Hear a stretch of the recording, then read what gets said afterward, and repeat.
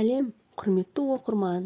Бүгін біз сіздермен ауызда еритін өте жұмсақ әрі дәмді эклер тәттілерін пісіретін боламыз.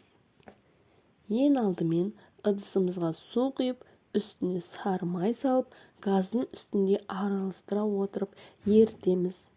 Майымыз еріген соң шым-шым тұз саламыз. 3 жұмыртқамызды салып, тез қозғап тұрамыз.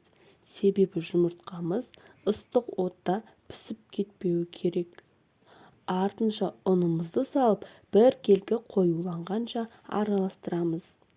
Массамыз қоюланған соң газдың астын өшіріп, қалған бір жұмыртқамызды қосып, тағы кішкене араластырамыз. Дайын болған массамызды кондитерлік қапшыққа салып, табамызға пергамент қағазын төсеп, массамызды құямыз. Массамызды құйып болған соң тәттілеріміздің үстін қолымызды суға батырып, сумен түзелеп алсаңыздар болады.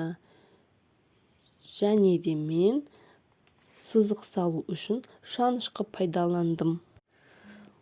Осылай шанышқы көмегімен ирек сызықтар сызып болған соң эклерімізді қызып тұрған пеште 180 градуста 20-25 минутта пісіріп аламыз. Ол уақытта біз кремін дайындайтын боламыз. Креміне ең біріншіден сливки керек болады.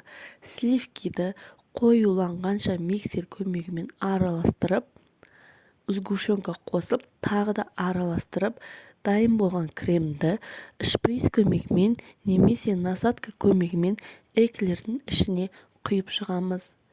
Кремді барлық эклерге құйып болған соң бетіне шоколадты ганаш жағамыз. Осымен біздің эклеріміз дайын. Рецепт ұнаса лайк басып, комментарий жазып, тіркеліп кетіңіздер.